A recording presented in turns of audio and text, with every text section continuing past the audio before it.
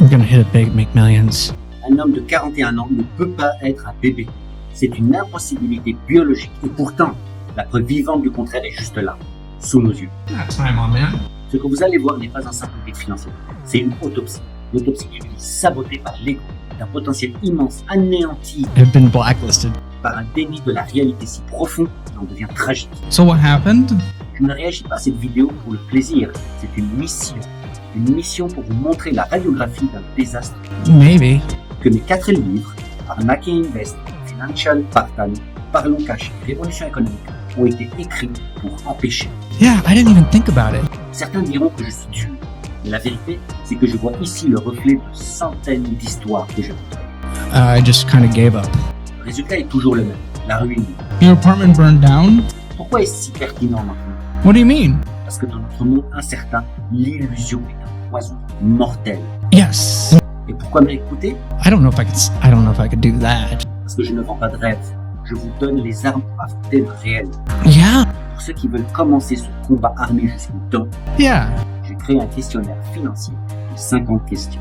C'est gratuit, le lien est dans la description. C'est votre premier pas, hors du brouillard. Okay, well, Un immense respect au créateur de la vidéo originale, Caleb. Son travail est d'utilité publique. Allez voir la vidéo en entier, le lien est juste en dessous. Soutenez ce channel. yeah, but okay. Disclaimer, je réagis à ce qui a été présenté dans cette vidéo.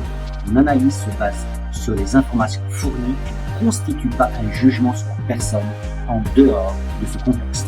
Oh, don't pull that. Il s'agit d'une étude de cas à des fins éducatives. I was like, Aujourd'hui, je n'ouvre pas un simple dossier. J'ouvre une enquête sur une pathologie financière que je nomme le syndrome de l'auto-sabotage égotique.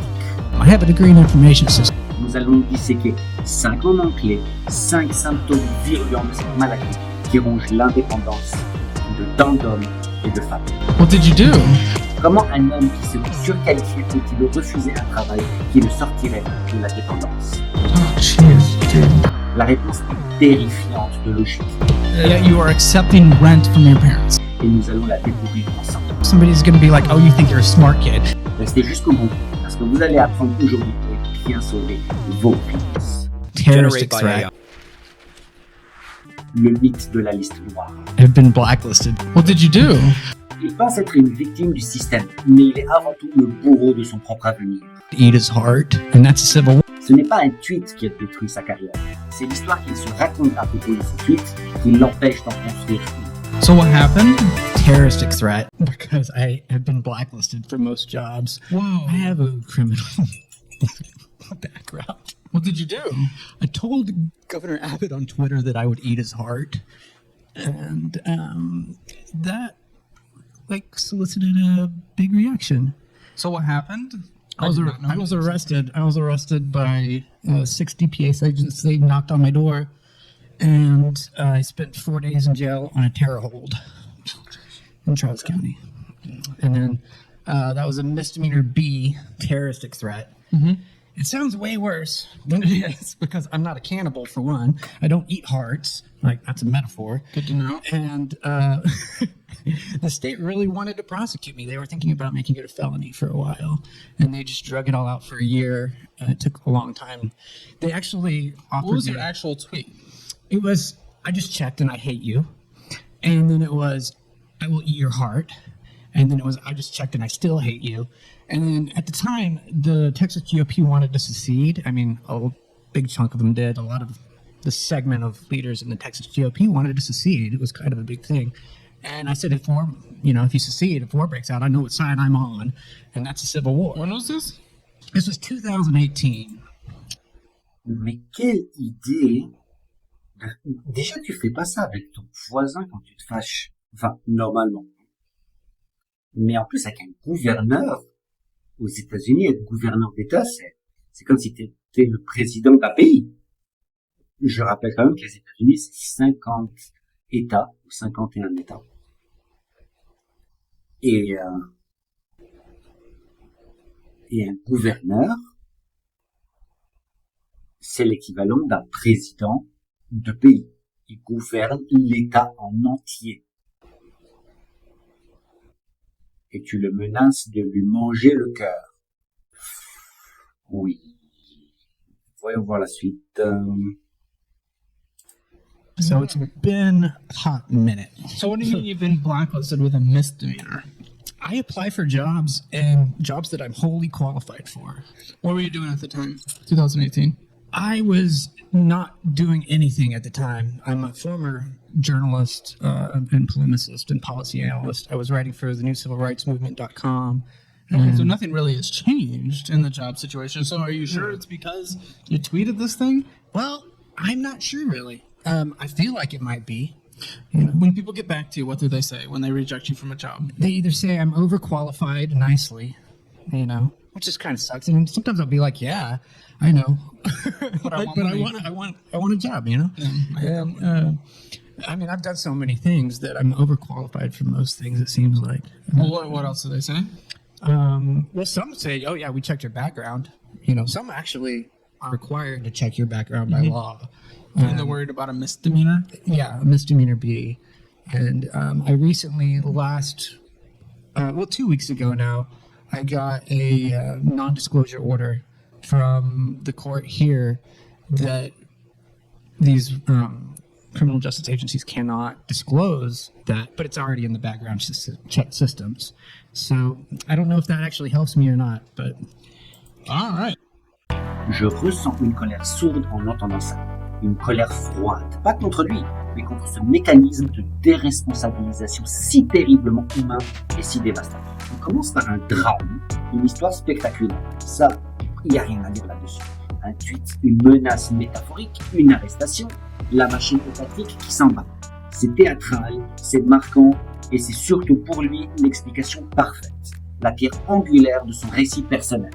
Ça n'enlève pas la réalité de ce qui s'est passé, mais la liste noire, le mot est posé, comme un diagnostic sans appel. C'est simple, c'est binaire, avant le tweet, tout était possible, après le tweet, tout est fini. C'est un récit en or. Pourquoi? Parce qu'il est externe, la faute ne lui incombe pas, il ne veut pas prendre la responsabilité. Il est la victime d'un système politique, d'un gouverneur, de la police, des recruteurs frileux, etc. C'est une excuse magnifique, une armure narrative qui le protège de la question la plus douloureuse. Ici, le problème, c'était moi. Dans mon livre Arnaque et Invest, je consacre toute une partie à l'auto-sabotage, à ces arnaques que l'on se monte à soi-même. Celle-ci est un cas d'école. Il a trouvé le coupable idéal, celui qui justifie une inaction, la dépendance, l'échec. Ce terrorist threat, désolé pour l'anglais, ce terrorist threat de misdemeanor B, c'est son bouclier contre l'introspection. D'accord? Donc, terrorist threat, ça veut dire une forme de menace terroriste. Et pour lui, c'est son bouclier. Il n'a aucune raison de regarder qu'est-ce que lui il a pu faire, de s'auto-analyser, de regarder qu'est-ce qu'il pourrait améliorer. Non. C'est son bouclier, c'est pas ma faute, c'est comme ça, c'est les autres. Non, il faut regarder les faits. Un misdemeanor B au Texas, est-ce que ça peut compliquer une recherche d'emploi, surtout si l'on vise des postes à haute responsabilité dans le secteur public? Oui, évidemment, c'est logique. Est-ce que ça vous blacklist de tous les jobs, y compris les plus basiques? Non, il faut arrêter, c'est exagéré, c'est un mensonge. Sinon, il n'y aurait pas un seul ancien prisonnier qui pourrait trouver un job. Non, il y a plein de jobs où soit il ne vérifie pas, soit c'est pas grave. Je veux dire, je vais donner un exemple un peu excessif, mais c'est pour vous donner une image. Pour servir des hamburgers dans un McDo, que tu sois un ancien prisonnier ou pas, ça change rien. Donc, c'est un mensonge qu'il se raconte d'abord à lui-même. D'accord? Une étude de 2021 de la National Association of Background Screeners a montré que si 94%, 94% des employeurs font des vérifications d'antécédents, la nature du délit et sa pertinence pour le poste sont des facteurs clés. T'as insulté un gars, tu fais des livraisons ou t'es en cuisine, ça change rien. Un délit mineur, non violent, datant de plusieurs années est rarement un obstacle pour des milliers d'emplois, surtout dans le secteur des services. La question qu'il devrait se poser et que vous, qui m'écoutez, devez vous poser face à vos propres blocages, cette explication, aussi douloureuse soit-elle, est-elle la vraie raison de ma situation? Ou est-ce l'excuse la plus confortable que j'ai trouvée? Parce qu'il faut se dire la vérité. Parfois, on est dans une situation où se trouver une excuse, c'est c'est quand même plus facile et ça fait du bien plutôt que de se dire non, je devrais bouger la fesse. Donc pour revenir à lui, s'il est blacklisté, il n'a plus besoin d'essayer. C'est vraiment ça. S'il est blacklisté, ce n'est pas de sa faute si ses parents de 60 et 70 ans doivent payer son loyer. C'est la faute du gouverneur Abbott. C'est confortable, c'est rassurant, mais c'est une prison mentale, une forteresse qu'il a bâtie lui-même et dont il est le seul geôlier. Nous vivons à une époque où le récit de la victimisation est devenu une monnaie d'échange social. Mais en finance personnelle, c'est un chèque en bois. Il n'achète rien, surtout pas la liberté. Le système est dur, oui, il est injuste, souvent. Mais se draper dans le drapeau de la victime sans jamais analyser sa propre part de responsabilité et chercher à trouver des solutions pour s'en sortir, c'est se condamner à la stagnation. C'est la première fissure dans sa coque et vous allez voir, le navire prend l'eau de partout. Ce n'est que le début de l'iceberg. Car derrière cette excuse en béton se cache une tragédie bien plus ancienne, un naufrage financier qui n'a rien à voir avec Twitter. Et c'est là que le drame devient pathétique. Le naufrage sans assurance. Yeah, I didn't even think about it. Il a perdu une entreprise I just kind of gave up. à 500 000 $ par an, 2 millions, non pas à cause d'une agression ou d'un incendie, Your apartment burned down. comme il le dit, mais à cause d'une décision Do you have renter's insurance? qui coûte 12 $ par mois. Oh, jeez, dude. Nous allons voir comment une simple ligne dans un budget aurait pu transformer ce drame en un simple obstacle Nope. et non en fin de partie. Yeah. Oh, jeez, dude. Yeah. And it was great. We were earning about $500,000 a year. Your apartment burned down. Most of it. Do you have renter's insurance? Nope. First of all, I think that's illegal. I don't know if it was in 2012.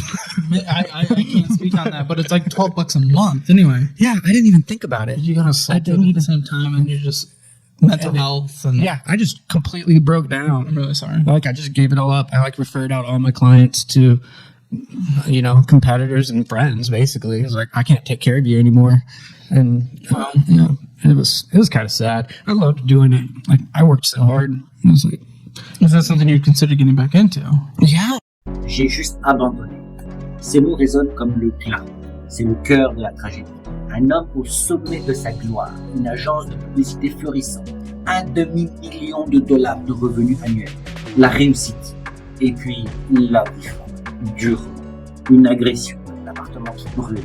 C'est terrible et personne ne peut minimiser le traumatisme psychologique d'une telle épreuve. Personne. Mais ce n'est pas ça qui a tout détruit. Ce qui a tout détruit, c'est l'absence totale du bouclier le plus élémentaire, le plus fondamental, de la première ligne de défense que tout guerrier financier, même débutant, doit mettre en place. L'assurance. J'espère que dans votre pays, c'est obligatoire. Et si ça ne l'est pas, allez vérifier que vous avez une assurance. Une assurance pour la maison, une assurance pour votre santé, pour votre famille, pour l'enfant, pour votre voiture si vous en avez. Il y a même des assurances pour vélo et trottinette. Regardez si c'est intéressant, si c'est utile, si ça vaut la peine. Faites des calculs et au cas où vous ne savez pas et que vous avez les 5, 8, 12 euros à mettre, mettez-les. Et puis après, vous ferez vos calculs, mais au moins vous êtes assuré en attendant. Il n'avait pas d'assurance habitation. On appelle ça Renter's Insurance. 12 $ par mois. C'est incroyable. Honnêtement, c'est incroyable. Et vous savez quoi? Laissez-moi vous raconter une autre histoire. L'histoire de Brent Waterloo. Une version alternative de cette histoire. Brent Waterloo dirige aussi une agence à succès. Il est intelligent, il est bon dans son domaine, mais Brent Waterloo a lu mon livre Financial Sparta. Il a compris que la première étape pour construire sa forteresse n'est pas de faire des millions, mais de protéger ce que l'on a déjà. 12 $ par mois, il a souscrit à une assurance habitation. Un jour, le drame frappe. L'agression, le traumatisme, puis l'incendie. C'est un choc terrible. Il est dévasté, il est détruit. Mais au milieu des cendres de son appartement, une lueur. Il appelle son assurance. L'expert passe. Quelques semaines plus tard, un chèque arrive. 20 000, 30 000, 40 000 $, peu importe. Et venez pas me dire que oui, mais en réalité, tu sais, ça prend plus de temps. Oui, d'accord. mais vous avez en règle générale un premier chèque qui arrive et ensuite effectivement il y a tout un process qui prend plus de temps pour pouvoir décaisser le reste. Mais au moins vous avez déjà un premier chèque. 20 000, 30 000, 40 000 dollars, honnêtement quand on n'a plus rien, ça sauve les fesses. Donc cet argent-là, c'est assez pour remplacer ses meubles, ses vêtements, son matériel de travail, en tout cas une bonne partie. Assez pour se reloger temporairement dans un endroit décent, le temps de se reconstruire. L'assurance, qu'on se comprenne, ne guérit pas le traumatisme psychologique. Non, ça c'est sûr. Mais Brent Waterloo a besoin de temps, peut-être d'une aide thérapeutique. Mais elle lui offre une chose inestimable, la paix d'esprit matérielle, directe, urgent. Il n'a pas à se soucier de savoir comment il va racheter un lit pour dormir, un ordinateur pour travailler, un costume pour voir un client. Le fardeau matériel, source d'un stress immense, qui s'ajoute au stress psychologique élevé. Il peut se concentrer sur sa guérison. C'est comme si vous avez une Porsche ou une Ferrari, vous avez un accident, cette voiture est détruite. Mais vous savez quoi? L'agent de l'assurance ne va pas vous payer une nouvelle Ferrari, mais au moins, vous pouvez vous payer une nouvelle voiture qui vous permettra d'avancer dans la vie. Parce qu'il n'a pas à se battre sur deux fronts, le mental et le matériel. Il ne lâche pas l'affaire. Il prend quelques semaines de repos, se fait aider, puis il relance son agence. La flamme est toujours là. Ses clients qui comprennent la situation lui restent fidèles. 1 an plus tard, son agence est de retour au sommet, voire mieux. 10 ans plus tard, Brent Waterloo est un homme riche non seulement financièrement, mais aussi en résilience, en expérience, en caractère. Car tout ce qui ne vous tue pas vous rend plus fort. Oui, le drame a été une épreuve, une cicatrice, mais pas une fin. Revenons à notre réalité, celle de cet homme-là. Pour 12 $ par mois non dépensés, il a tout perdu. Il a dû se battre sur tous les fronts et il a cédé. C'est humain, mais c'est financièrement inexcusable. 87% des locataires américains sont assurés. C'est pas mal, mais pourquoi pas 100%? Pourquoi pas 99, 99%? Pourquoi? C'est être assuré, c'est une évidence, une base. Son échec n'est pas la faute du destin. Il est la conséquence directe d'une négligence fondamentale. Il a construit un magnifique château, mais sur des fondations en sable. Et quand la première vague est arrivée, tout s'est effondré. Vous qui m'écoutez, regardez vos propres contrats. Avez-vous ce bouclier de base? Cette assurance qui, pour le prix de 3 cafés par mois, sérieusement, 3 cafés par mois peut vous sauver de la ruine totale. Ne faites pas la même erreur. S'il vous plaît, jamais. Et ce déni de la réalité, cette incapacité à se protéger, on va le retrouver de manière encore plus flagrante quand on aborde le sujet qui fâche, le travail. Le spectre de Whataburger. Yes. Il prétend que le monde lui refuse le travail. What do you mean? En réalité, c'est lui qui refuse le travail que le monde lui offre. I don't know if I could do that. Je vais lui poser les questions que Caleb aurait dû lui poser. Des questions qui vont faire voler en éclats son mythe de la victime du marché de l'emploi. Yeah, but okay. Mais avant tout, I was like, regardons cet extrait. okay, well, Every job in the city. You mean like a McDonald's cashier? yes. And they'll say no. One Whataburger wanted to hire me, and then I don't know if I could do that. Like, I mean, that's What do you mean? If you're trying to survive, you can. Well, You're just trying to survive. it wouldn't I actually want you to help me. be in a better position, but if your option right now is nothing or something, I pick something, even if that something's not absolutely fantastic. Yeah. So you said no.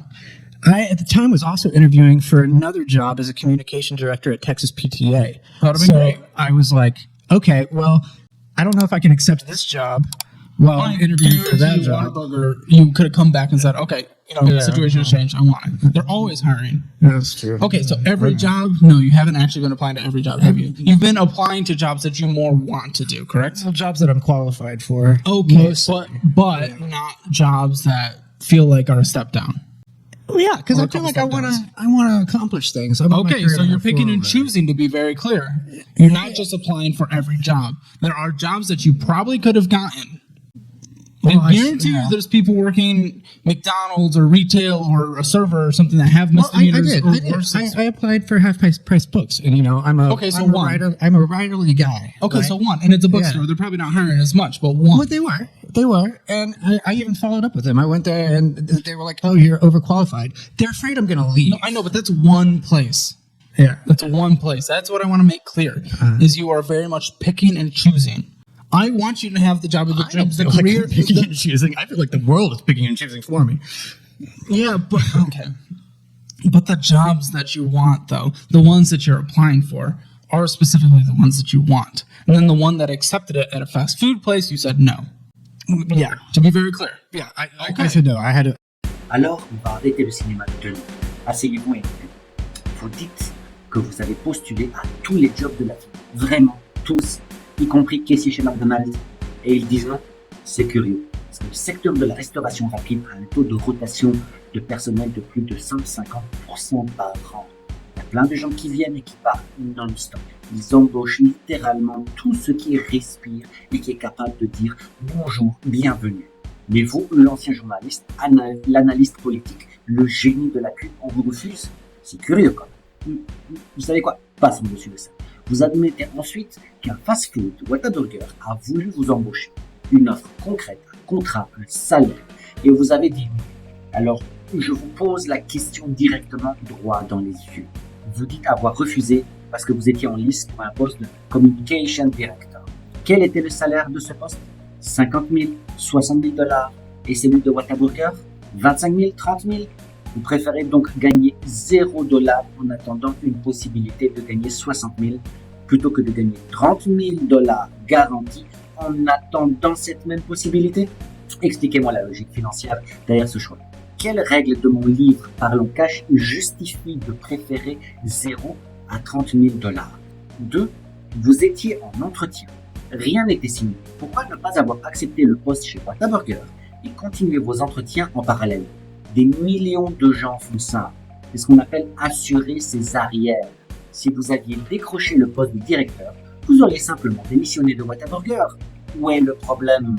Est-ce que votre ego ne pouvait pas supporter l'idée d'aller à un entretien pour un poste de cadre en sentant la friture?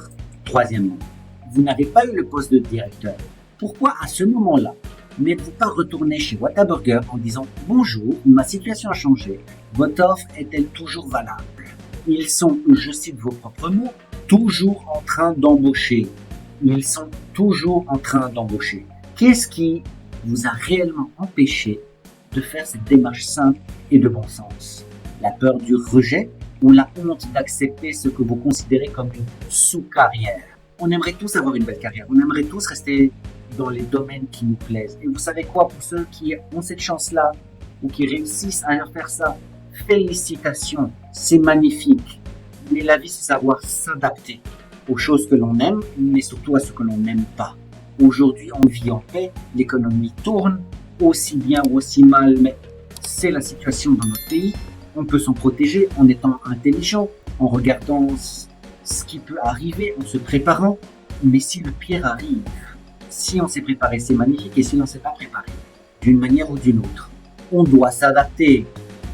Quatrième point, vous affirmez être terrifié par votre situation. Vos économies sont à sec. Vos parents retraités payent votre loyer de 1500 $. Comment pouvez-vous être terrifié et en même temps refuser un salaire quel qu'il soit? Est-ce que la terreur s'arrête à la porte du fast-food? La vérité, c'est que vous n'êtes pas terrifié. Vous êtes confortable dans la dépendance, confortable dans le récit de la victime, parce que vos parents, par amour, ont neutralisé la conséquence la plus dure de vos mauvais choix, la rue. Ils ont éteint le feu sous vos fesses, qui vous forçait à accepter n'importe quel travail pour survivre. C'est ça la vérité. Ce n'est pas le monde qui vous choisit, comme vous le dites. C'est pas le monde qui choisit ce que vous allez recevoir. Le monde offre ce qu'il offre. C'est vous qui choisissez de refuser la réalité. C'est vous qui choisissez de vous considérer surqualifié. Vous êtes inadapté à votre propre situation financière. Votre background, comme vous le dites, n'est pas une qualification.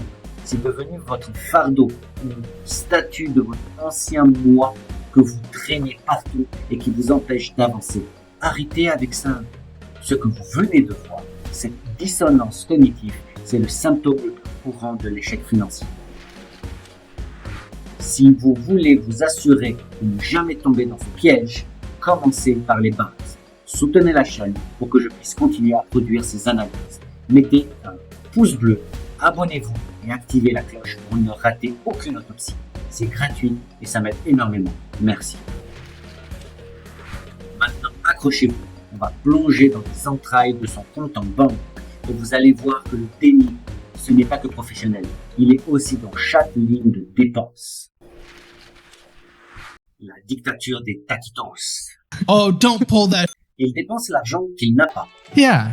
que ses parents lui donnent, Yet you are accepting rent from your parents. dans des jeux de hasard, I'm gonna hit it big, make millions. tout en refusant de sacrifier des roulés au fromage à $6. They're so cheap. Cette obstination ridicule va nous permettre de formuler une règle d'or essentielle sur la maîtrise des petites fuites qui font sombrer les plus grands navires. Oh my goodness. What is that lotto.com? Yeah, lotto.com, lottery. I'm gonna hit it big, make millions. So you gamble a lot. I spent like $30, something like that. So let me be very clear. We're doing lotto.com, lotto.com, lotto.com, lotto.com, lotto.com, It's donations to the Texas education system. lotto.com, lotto.com. Lotto.com, lotto.com, lotto.com, lotto.com, Some of that's because I won about $800 a long time ago, so I'm just lotto.com. So we had that many lotto.coms, yet you are accepting rent from your parents. Yeah, You are gambling. Do you not accept that as childish behavior? kind of. Thank you. Kind of is. Yeah. Are you willing to like mature beyond that? Would you say? Well, first, I want to get to a mental health thing first. Would you consider you have a gambling addiction? Oh no. Okay. Okay. So it's more you're just doing it for fun. Yeah, it's just like I like to Okay. see if the numbers hit. It's Then like I'll put stop. like $5 on Then it. stop. Yeah. Because this makes no sense. You have no money. You have no savings. You have no retirement. Your parents are paying for your rent. Why are you gambling money that you don't have? Just for the entertainment. No. So we're not doing it anymore. Correct? Okay. Oh yeah. I would never Just do the it. entertainment. Yeah. And then Tidy.com and Bearwis and Alamo and something finance on an eBay, Uberin, Buzzmill Coffee, Uberin, Apple Bill of some kind. The lottos are popping in and out of all these as well. Prime Video something, Trier Plan, Alamo Draft House, OnlyFans, Uber. E-renter plan, that's renter's insurance. Oh, good. I'm happy you have Yeah, very yeah, happy you have yeah. that one. We can decross that. That's the probably the only good one on there. eBay, DoorDash, 7-Eleven purchases for like $6. I doubt that's gas. That's usually taquitos. They're so cheap. They're so cheap you don't have money. Well, you have to eat something. Oh, don't pull that with me. have to. I've had a this taquito. drink. A taquito You is. didn't need 7-Eleven taquitos to be your daily caloric intake. You can get something cheap from the grocery store. You can, but it's actually kind of cheaper. It is not cheaper for the amount of crap that you get in a taquito for $6. If you're just one person living alone, No, it it kind is of not. You is. get meal prep. My kinda goodness, is. it is not. It is Kind of is. It is a. Have you seen the price of eggs? Kind of is. What is it? Have you Kind seen of the is? price of eggs and bacon? You don't go buy eggs. You don't buy eggs. You get something cheaper. Oh yeah. You could be getting ramen for like 30 cents. Yeah, I'm 41 years old. I'm not eating ramen. You're 41 years old. Your parents are paying for rent. You can have And ramen. they're happy for me to eat a taquito Oh my goodness. instead of ramen. C'est ici que l'analyse viscérale prend tout son sens. Le choc, la colère, on découvre un homme qui se plaint de ne pas avoir de travail, dont les parents de plus de 60 ans payent le loyer et qui passe son temps à jouer au loto en ligne. Loto.com. Encore, et encore, et encore. Ce n'est plus de l'espoir, c'est une tragédie. La tragédie du paresseux. Attendre que la chance résolve les problèmes que sa propre inaction a créés. C'est le comportement financier le plus infantile qui soit. C'est croire au Père Noël à 40 ans. 41. D'accord, c'est encore pire. Mais le pire, le symbole absolu de sa déconnexion, c'est son débat sur les taquitos du 7-Eleven. quand on lui suggère de manger des ramen ou de faire des lunchbox pour économiser, sa réponse est lunaire. J'ai 41 ans, je ne vais pas manger des ramen. Vous savez quoi? C'est là que j'extrais l'une de mes règles d'or. Maîtrise tes petites fuites avant qu'elles ne fassent couler ton navire. Un navire, même le plus grand, ne coule jamais à cause d'une seule brèche énorme. Et venez pas me dire le Titanic, d'accord? Suivez l'idée. Il coule à cause des milliers de petites fissures non réparées qui, goutte après goutte, finissent par l'inonder. C'est Taquitos, c'est Starbucks, c'est DoorDash, c'est OnlyFans. Ce sont des fissures. OnlyFans. Chaque dépense prise isolément semble minuscule. Comme il le dit, un taquitos, c'est quoi? C'est $6, c'est rien. Mais ce rien répété des dizaines de fois par mois devient des centaines de dollars. Des centaines de dollars qui pourraient aller sur le remboursement de ses dettes, sur la constitution d'un fonds d'urgence, ou tout simplement pour soulager ses parents d'une partie du fardeau. Un rapport de l'US Bureau of Labor Statistics, je sais mon anglais est tout aussi affreux qu'avant, montre que le ménage américain moyen dépense plus de $3 500 par an en food away from home, des restaurants, des fast-foods, ce genre de choses. Pour les personnes seules, ce chiffre est souvent proportionnellement plus élevé. Ce n'est pas minuscule, c'est un poste de dépense majeur. Son argument « j'ai 41 ans » est tragique. À 41 ans, un homme responsable comprend la notion de sacrifice. C'est une notion que chacun aurait dû apprendre dès l'enfance. Le sacrifice pour les gens que l'on aime, pour soi-même, pour quelle que soit la raison, le sacrifice est nécessaire. Il comprend que pour atteindre un objectif plus grand, dans ce cas-ci l'indépendance financière, il faut parfois renoncer à des gratifications immédiates et futiles. Même souvent, manger des ramen ou des sandwichs au salami pendant quelques mois pour sortir de la dépendance, ce n'est pas embarrassant.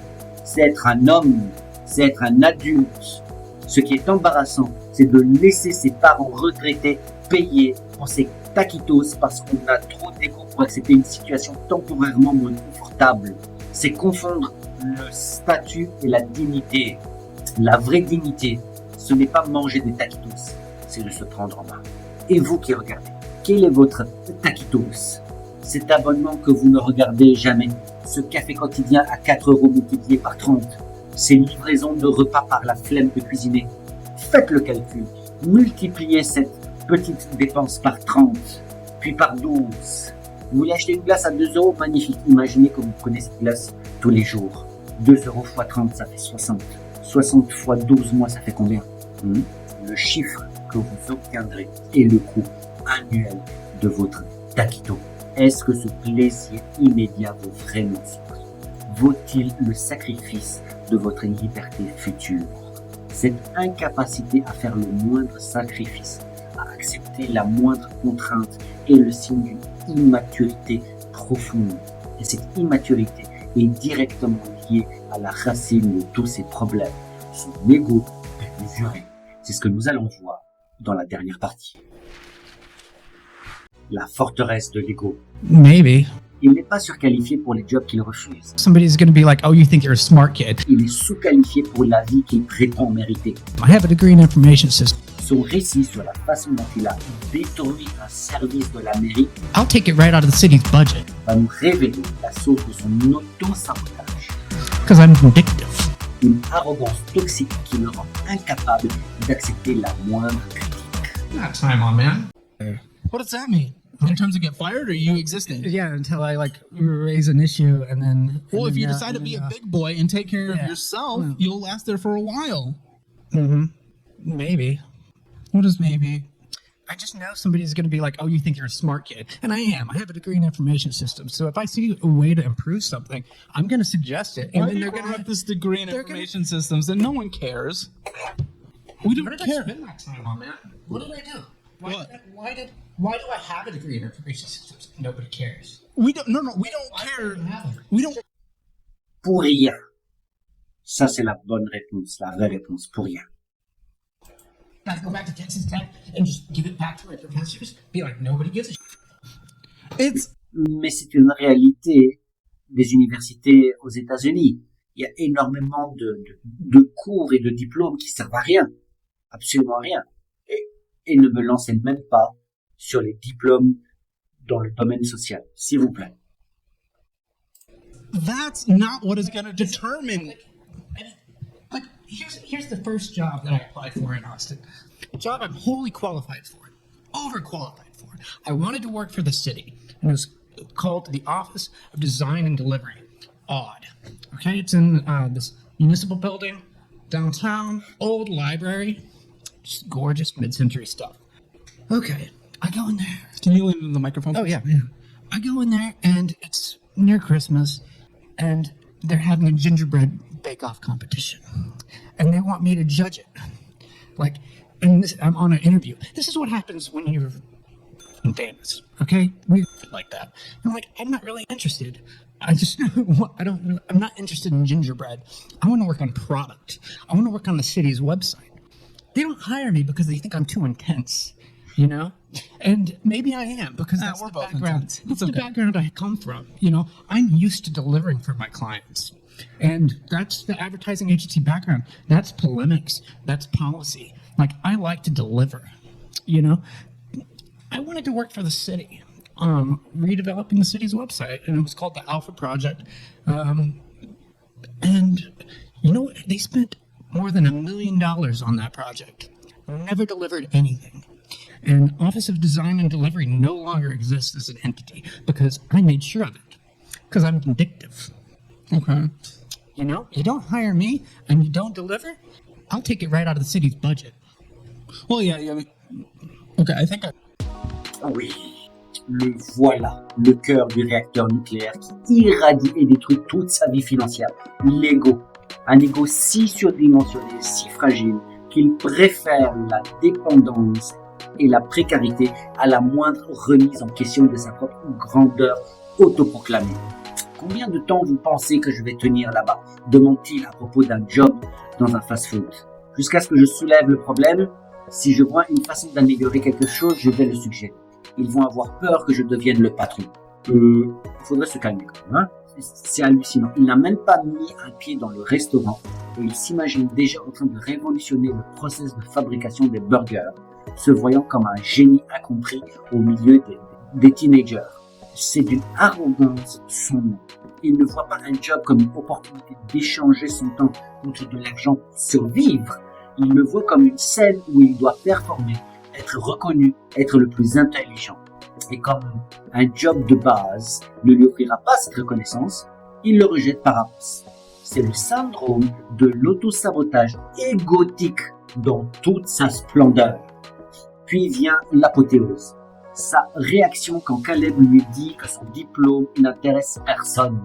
La violence de sa réponse est révélatrice. Mon diplôme compte pour moi et c'est normal, oui, pour toi.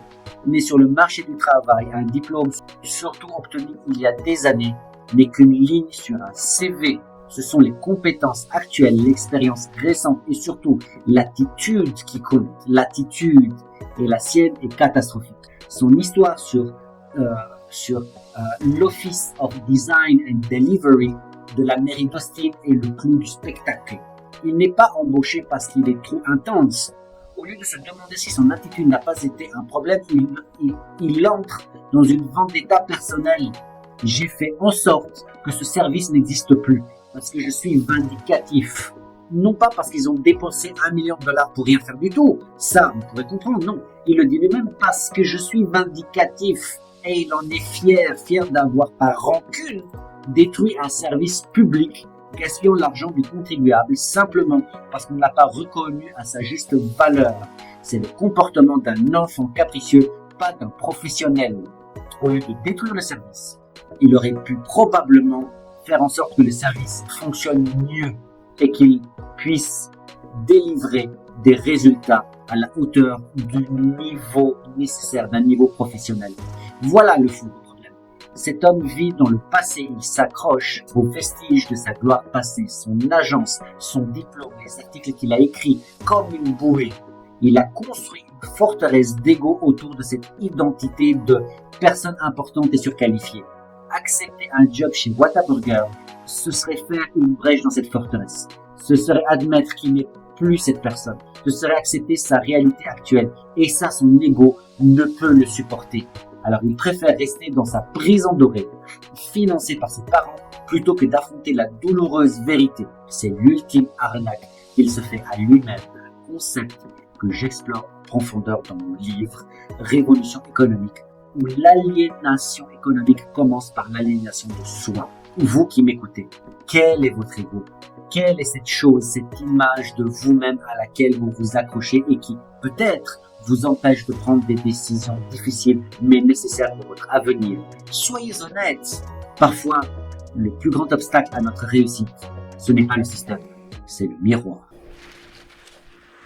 Nous avons assisté à la lente et méticuleuse démolition d'une vie, non pas par la malchance, mais par l'arme la plus destructrice qui soit, un ego incapable d'accepter la réalité.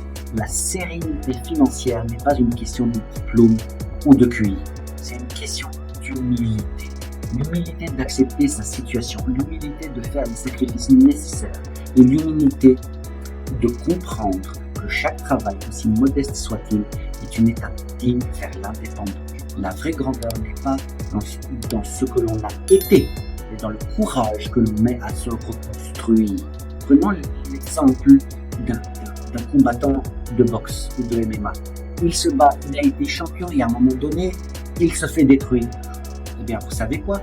Il y a plus d'honneur à se dire j'ai été champion, je me suis fait détruire, mais je vais m'entraîner pour le prochain match. Prenons l'exemple de Mike Tyson. Cet homme a 67 ans, quelque chose comme ça, et remonté sur le ring contre un jeune, contre un gamin. Mike Tyson, c'est quand même l'ancien champion du monde poids lourd, le boxeur, ou en tout cas l'un des boxeurs les plus connus au jour d'aujourd'hui. Un mec que l'on craint et que l'on admire en même temps, ça s'appelle le respect. C'était le genre de gars qui vous donnait un coup de poing et pour des gens comme nous, il nous aurait arraché la tête. On aurait été dans un dessin animé, notre tête aurait décollé, notre corps serait resté sur place. Soyons clairs, son coup de poing, ça traverse notre crâne. Il faut revenir sur la terre. C'est un ancien champion du monde qui a perdu, qui s'est retiré et qui pour un combat s'est entraîné des mois et des mois pour remonter sur le ring. Ça force le respect. Donc, il faut savoir que ce désastre aurait pu être évité. Ne devenez pas une statistique, s'il vous plaît. Ne laissez pas votre ego ou vos peurs dicter votre avenir. C'est pas évident, mais vous êtes capable de le faire. Reprenez le contrôle maintenant. Pour commencer, la première étape est de faire un diagnostic honnête de votre situation. Répondez à mon questionnaire gratuit de 50 questions.